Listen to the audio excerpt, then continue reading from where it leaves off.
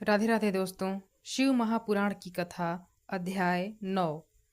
सूत जी कहते हैं, शौनक, जो श्रवण, कीर्तन और मनन इन तीनों साधनों के अनुष्ठान में समर्थ ना हो, वह भगवान शंकर के लिंग एवं मूर्ति की स्थापना करके नित्य उसकी पूजा करे तो संसार सागर से पार हो सकता है। वंचना अथवा छल न करते हुए अपनी शक्ति के अनुसार धन राशि ले जाए और उसे शिवलिंग अथवा शिव मूर्ति की सेवा के लिए अर्पित कर दे। साथ ही निरंतर उस लिंग एवं मूर्ति का भी पूजन करे।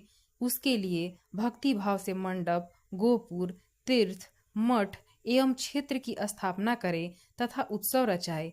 वस्त्र, गंध, पुष्प, धूप, दीप तथा पूजा और शाक आदि व्यंजनों से युक्त भांति भांति के भक्ष्य भोजन अन्य नैवेद्य के रूप में समर्पित करे। छत्र, ध्वजा, व्यंजन, चामर तथा अन्य अंगों सहित राजोपचार की भांति सब सामान भगवान शिव के लिंग एवं मूर्ति को चढ़ाए। प्रदक्षिणा, नमस्कार तथा यथाशक्ति जप करें। आवाहन से लेकर विसर्जन तक सारा कार्य प्रतिदिन भक्ति भाव से संपन्न करे।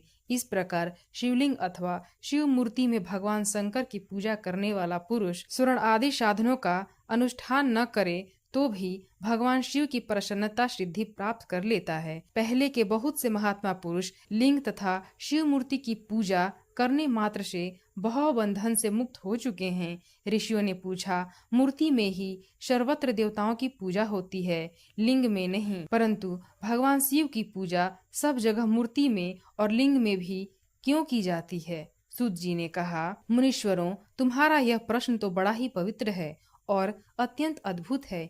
इस विषय में महादेव जी ही वक्ता हो सकते हैं। दूसरा कोई पुरुष कभी और कहीं भी इसका प्रतिपादन नहीं कर सकता।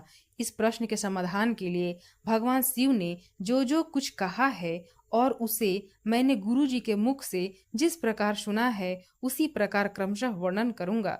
एकमात्र भगवान शिव ही ब्रह्म रूप होने के कारण निष्कल कहे गए हैं। रूपवान होने के कारण उन्हें शकल भी कहा गया है, इसलिए वे शकल और निष्कल दोनों हैं। शिव के निष्कल निराकार होने के कारण ही उनकी पूजा का आधारभूत लिंग भी निराकार ही प्राप्त हुआ है, अर्थात शिवलिंग शिव के निराकार स्वरूप का प्रतीक है। इसी तरह शिव के शकल या साकार होने के कारण उनकी पूजा का आधारभूत विग्रह साकार प्राप्त होता है, अर्थात शिव का साकार विग्रह उनके साकार स्वरूप का प्रतीक होता है। सकल और अकल रूप होने से ही वे ब्रह्म शब्द से कहे जाने वाले परमात्मा हैं। वही कारण है कि सब लोग लिंग और मूर्ति दोनों में ही सदा भगवान शिव की पूजा करते हैं। शिव से भिन्न जो दूसरे दूसरे देवता हैं वे साक्षात ब्रह्म नहीं हैं, इसलिए कहीं भी उनके लिए निराकार लिंग उपलब्ध नहीं होता।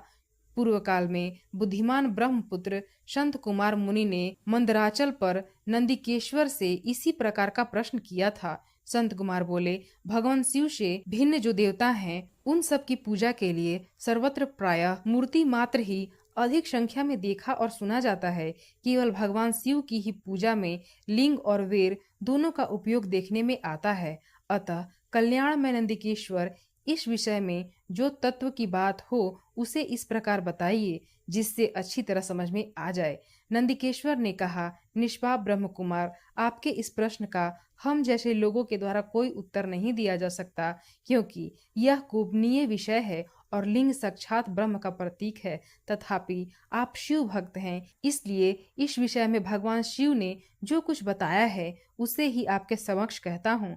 भगवान शिव ब्रह्म स्वरूप और निष्कल हैं, इसलिए उन्हीं की पूजा में निष्कल लिंग का उपयोग होता है। संपूर्ण वेदों का यही मत है। संत कुमार बोले, महाभाग योगेंद्र, आपने भगवान शिव तथा दूसरे देवताओं के पूजन में लिंग और वेर के प्रचार का जो रहस्य विभाग पूर्वक बताया है वह यथार्थ है। इसलिए लिंग और वेर की आदि उत्पत्ति का जो उत्तम वृत्तांत है उसी को मैं इस समय सुनना चाहता हूँ।